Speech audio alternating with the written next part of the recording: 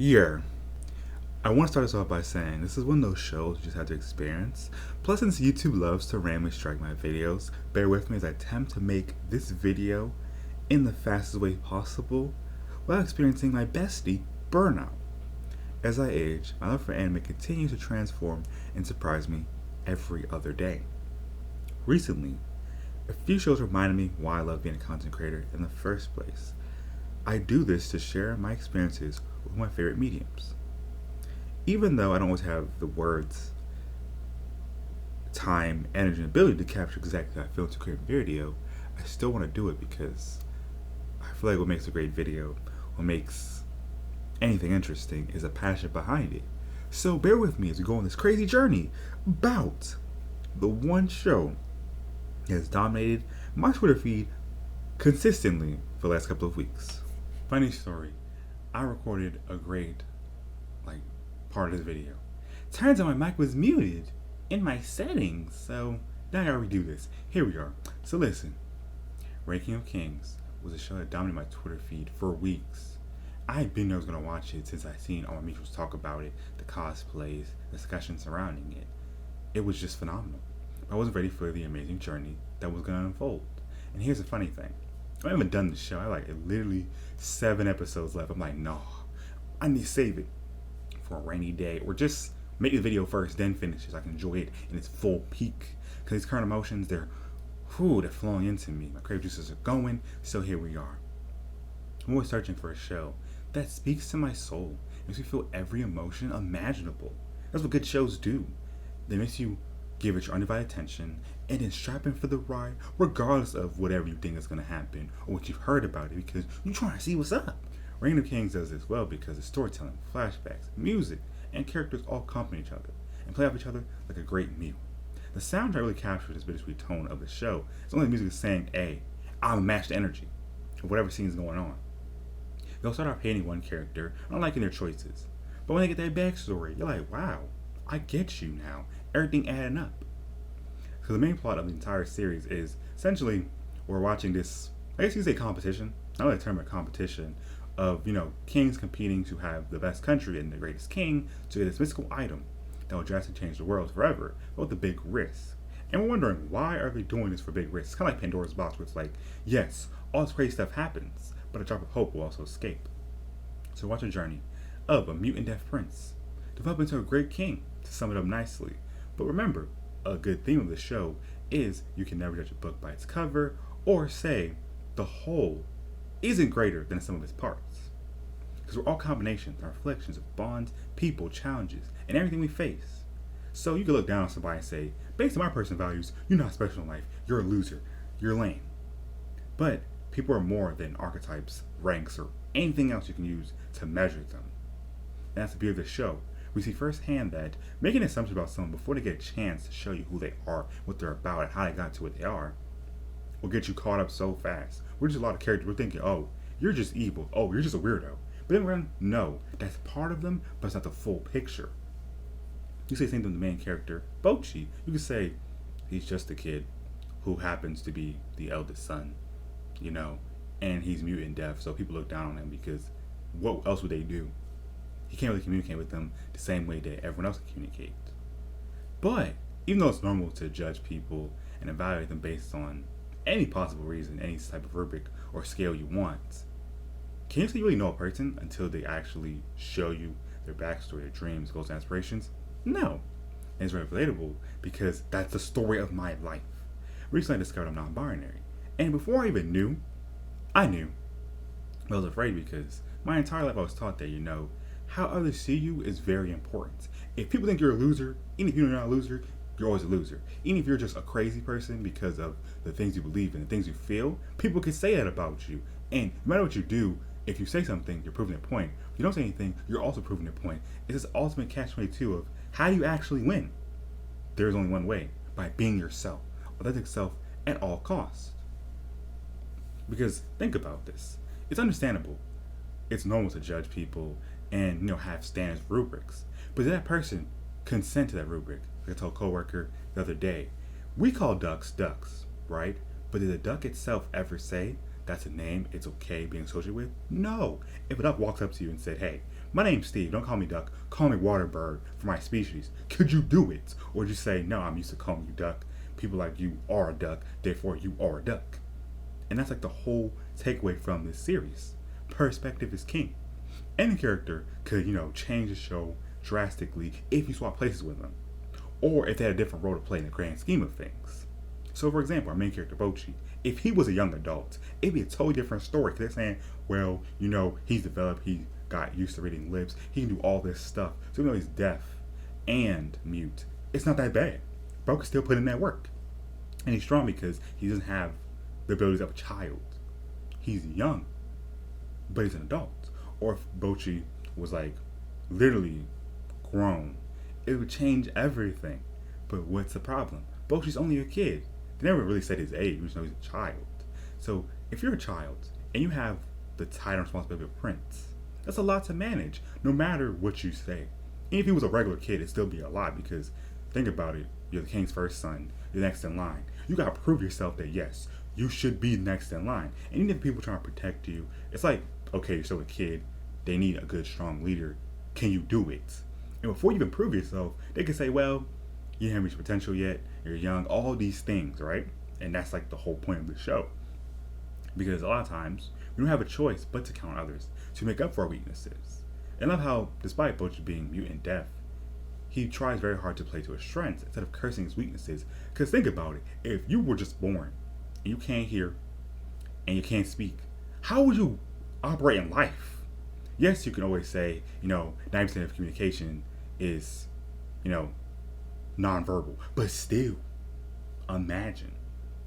Because what I like about the series is touching upon how people can be objectified and commodified for a disability. The only disability that people don't really get mad about is what? Glasses, because it's a normal thing. Oh, you need glasses to see. Boom. Hearing aids, it's not that common. How many times have someone with hearing aids say, okay, understandable, do your thing. I've never really seen it.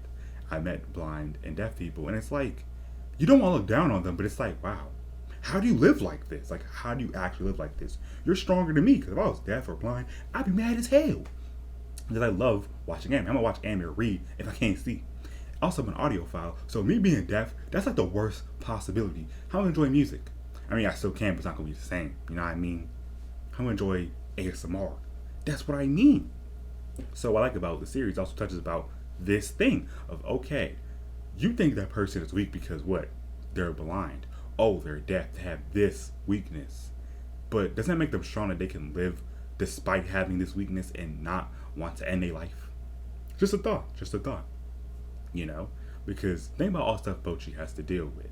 You have to rely on reading lips. What if an adult uses words you don't know or speaking a different language?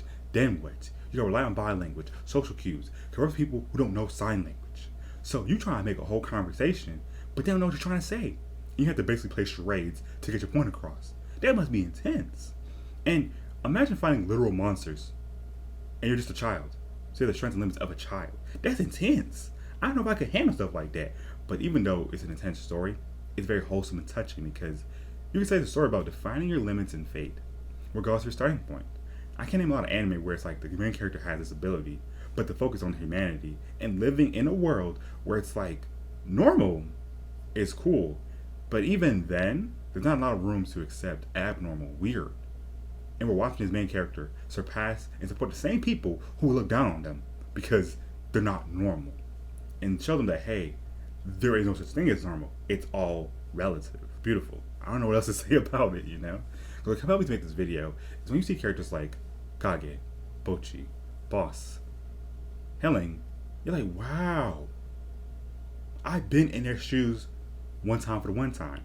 Because a lot of times I see characters like Helling, I'm like, this reminds me of certain arcs that shape me who I am. Yes, people may think you're conceited, you're annoying, you're prideful, but they never ask you that. Maybe that's all you know how to be because you're allowed to be this way. And when you hold back, you feel like you're losing something. But then, when you actually try to be something else, it's like no one gives you that room to grow, There was several instances in my life where my insecurities, past fears, and doubts denied me amazing opportunities and friends. So seeing Helling and Daida's backstories, even their attitude towards Bochi is proof that even with good intentions, pride, and embarrassment, you could be the very thing that holds your own self back. Because what's Daida's whole story? He's a younger brother, but he looks like the older brother. And even though he is better than Bochi, his older brother, it's like people still doubting his abilities because they're like, okay, you're cool, but what you gonna do? If you were to become king, what would you even do in the first place? What are your strengths? What's your weaknesses? And in Hyunlin's case, it's like you literally married into riches. So yeah, you're not royalty, and you're not used to this life, so you have to get used to it and like make sure you up to par. That's a lot to deal with. And yes, why does Ida treat Bochi the way he does? It's because he thought Bochi was someone to be protected, not someone who's an equal to him. But you can't blame him because isn't how we're taught to deal with people who are different from us? It's like we have to be aware and deal with the difference, not really accept the difference. It's just part of them, you know. And that's why I find it interesting how, you know, when Daida got to realize the world Bochi lives in, he's like, wow, how does he live like this? It feels so lonely, but it's a reality, and he's been living like this. And I was always looking down at him instead of seeing him as a full person. I was crazy for that. And Hyunlin, at first you think she's a jerk. Why should Bochi the way she does? But then you gotta realize she's a mother. And she's not even Bochi's, you know, real mom. She didn't birth Brody. So of course, you know, when you're like, well, you know what I mean? When you're like a stepmom or whatever, it's a lot because you have to fill in someone else's shoes. The child, you have to realize the child has to get used to you. Even though you can say, oh, I'm a mother figure, I'm the new mother, child gotta accept you or like you. So you gotta make sure that you give the child time to get used to you and see you as a person to rely on and see comfort in. I would say in this show, there is no bad characters. Every character, if you see the world the way they see it, it all lines up. They're just doing what they feel like they have to do. And even if you tell them not to do it, why should they listen to you? They can do what the hell they want to do. They're free, right? The show is more like a reflection of real life that I've seen in recent memory, where it's like you can sit up here and throw labels at people, tell them how they should be, what they should be doing based on their rank, their status, all these other things that they have no control over. Or you do the exciting and scary thing and treat every person the way they want to be treated and see them as their own adventure and see what's possible. Who knows? You can end up learning more about yourself and direction of life just by interacting with people that you look down upon and see them as a full person. If you want reasons to watch this show, here's it. I commend yourself rewatching this show with a lover or someone new to anime and still enjoy it the same or even more than the first watch. I might haven't finished the show yet, but I'm really satisfied. And I can't say about a lot of anime recently because it's like, I even go as far as say, it's my new recommendation contender for anime of the year. I felt every emotion watching the show. Anger, disgust, surprise, genuine fear, because it's that good. And while stuff happens, you know when stuff happens in anime, you think, oh, so it's always so easy peasy. But no, there's actual consequences for every fight. It's like, oh yeah, main character punch. No, it's like, okay, you start scrapping. And then what? Bad guy comes in the last second. And boom, you lost an arm. You lost a leg. There's actual consequences. Oh, a character does something devious. Then you learn they were told by somebody else, you either do this devious thing or I'm going to mess you up. Of course they did the obvious choice. So you got to remember something. At the end of the day, people going to do what they got to do to get to the next day where they feel like it's worth it. You can sit up here and say, morality, don't do this. But we in a situation, go ahead and say morality forces again. Go ahead and do it. We all can sit up here and say, oh, we never killed somebody. But what if we're in that position where it's like, we killed some random person because this killer won't kill us instead? Or let our family die. What you gonna get into? That's the real question. And that's what makes a good anime. It shows you that you can't really paint it as black and white, especially with the characters, because the characters are devious, messed up individuals, but you can just say, who win the opportunities? At least they're open and acting on their, desires instead of always holding it back.